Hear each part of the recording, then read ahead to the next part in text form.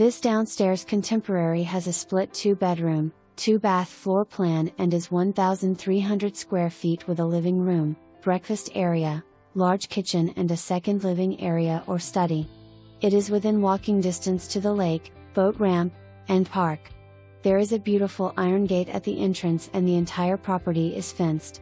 There is a downstairs shared laundry room and this is the Azle School District. Shopping, Home Depot, and restaurants are all within a 2-mile radius. Utilities are split.